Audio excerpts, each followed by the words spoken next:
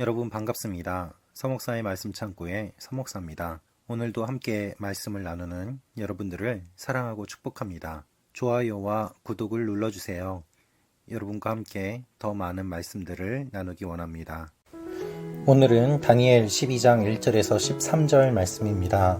오늘 말씀은 이제 다니엘의 마지막 부분에 해당되는 내용입니다.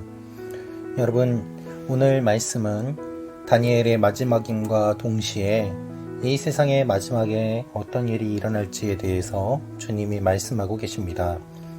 다니엘이 본 환상 가운데 마지막 때에 관한 환상이 나오고, 또한 그 환상에 대해서 다니엘은 이야기를 들어도 제대로 알지 못하는 내용이 기록되어 있습니다. 오늘 이 말씀을 통하여서 마지막 때에 일어날 일과 우리가 준비해야 할 것이 무엇인지 함께 묵상하기를 원합니다. 1절 말씀입니다. 그때 내 민족을 지켜주는 큰 천사 미가엘이 일어날 것이다. 나라가 생긴 때부터 그때까지 없던 큰 고통이 있을 것이다. 그러나 그때 내 백성들, 곧 그 책에 이름이 적힌 사람은 누구나 구원을 받을 것이다.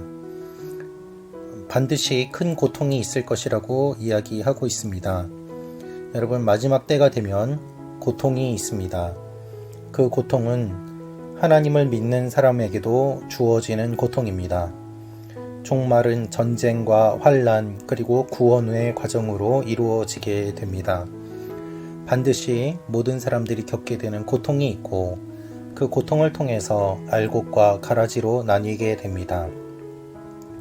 그러나 그 가운데서도 우리가 소망을 얻을 수 있는 것은 그 책에 이름이 적힌 사람은 누구나 구원을 받는다고 말씀하시는 것입니다. 하나님께서는 우리를 구원해 주실 것을 말씀하십니다. 우리의 이름은 주님의 생명책에 적혀 있습니다. 여러분, 예수를 믿으십시오. 예수를 믿으면 하나님의 생명책에 여러분의 이름이 적힙니다. 그러면 어떤 일이 일어날까요? 2절 말씀입니다. 땅의 흙 속에서 자는 사람들 가운데 많은 사람이 깨어나서 어떤 사람은 영원한 생명을 받고 어떤 사람은 욕과 함께 끝없이 부끄러움을 당하게 될 것이다. 구약 성경에서 사람의 부활에 대해서 이야기하고 있는 구절은 다니엘 12장 2절 이 말씀입니다. 여러분, 어떤 사람은 영원한 생명을 받고 어떤 사람은 끝없이 부끄러움을 당하게 된다고 말씀하고 있습니다. 이것이 요한계시록하고도 연결되어 이야기가 되고 있습니다. 이 세상에 전쟁이 있고 많은 사람들이 죽고, 또한 주님께서 다시 오시는 그때가 되면은 죽어있던 사람들이 모두 다 일어나서 하나님 앞에 심판을 받습니다. 어떤 사람은 영원한 생명을 받고 어떤 사람은 끝없이 부끄러움을 당하게 됩니다. 하나님 앞에서 천국과 지옥으로 나뉘게 되는 일들, 하나님 앞에 재판받는 일들이 분명히 일어남을 말씀하고 있습니다. 그 가운데 지혜로운 사람은 빛납니다. 3절입니다. 지혜로운 사람은 하늘이 밝게 빛나는 것처럼 빛날 것이고, 많은 사람들을 의로 이끄는 사람은 별처럼 영원히 빛날 것이다. 제가 개인적으로 참 좋아하는 말씀이고 또한 암송하는 말씀이기도 합니다. 여러분, 우리는 빛나는 존재가 되어야만 합니다. 많은 사람을 의로 이끌면서 별과 같이 빛나는 사람이 되기를 주님이 원하십니다. 하나님께서는 다니엘에게 이렇게 말씀하십니다. 4절 말씀입니다. 너 다니엘은 마지막 때까지 이 말씀을 간직하고 이 글을 은밀하게 덮어두어라. 많은 사람이 참된 말씀을 찾아서 이리저리로 빨리 왔다 갔다 할 것이다. 다니엘에게 말씀을 감추어 두라고 합니다.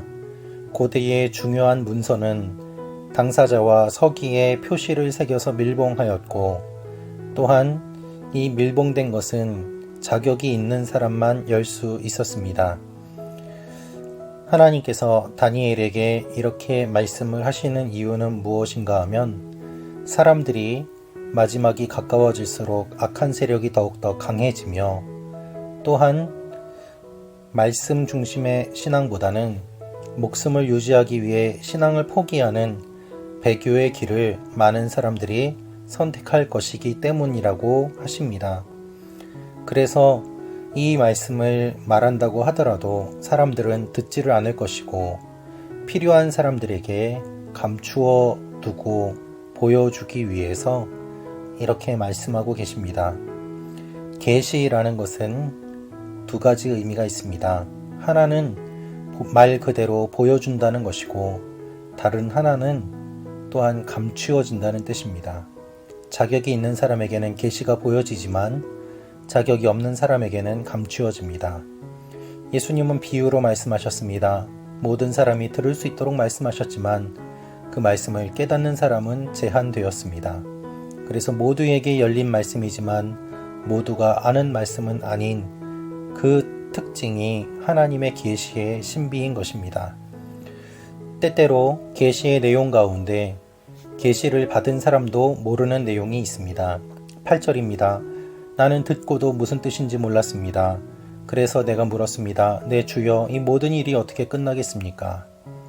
그가 대답했습니다. 다니엘아, 가거라. 그 말씀은 마지막 때까지 은밀하게 간직하고 덮어둘 것이다.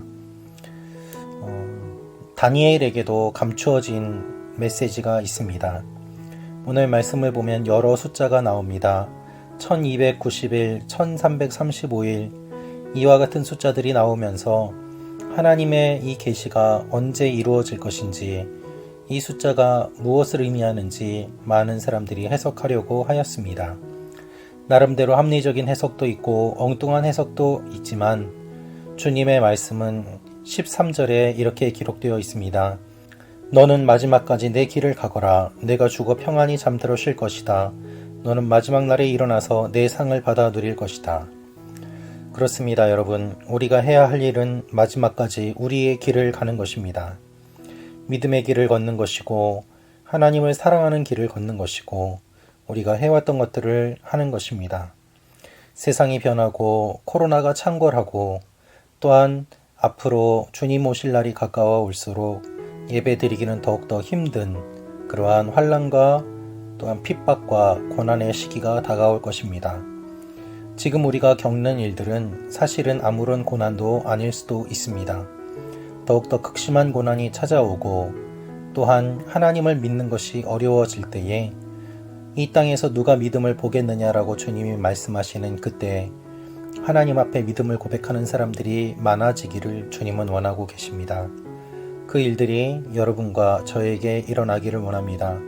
주님의 말씀을 주신 이유는 두렵게 하기 위함이 아니라 소망을 주기 위함입니다. 우리가 지금까지 다니엘서 말씀을 묵상하였습니다. 하나님께서는 끝까지, 처음부터 끝까지 다니엘이라는 한 사람을 주인공으로 하여 이 말씀들을 기록하고 있습니다. 포로로 잡혀가서 왕들이 바뀌고 오랜 시간 동안 수고하였지만 하나님께서는 그에게 약속을 주시고 그리고 또한 끝까지 그의 길을 가라고 격려하십니다. 하나님께서 주시는 이 말씀들을 기억하며 우리도 하나님 앞에 끝까지 믿음의 길을 걸어가는 다니엘과 같이 많은 사람들을 하나님께로 이끌어 하늘의 별과 같이 빛나는 그러한 여러분과 제가 되기를 원합니다. 기도하겠습니다. 아버지 하나님, 다니엘서 말씀을 묵상하였습니다. 어려운 말씀들을 묵상할 때 우리의 부족함을 느꼈습니다. 주님, 그러나 다시 한번 소망을 품고 나아갑니다. 함께하여 주시고 우리의 믿음의 길을 끝까지 포기하지 않게 하여 주시고 함께 묵상하는 말씀 창고 가족 여러분 한 사람 한 사람을 주님께서 축복하여 주옵소서. 주님을 사랑합니다. 예수님의 이름으로 기도합니다. 아멘.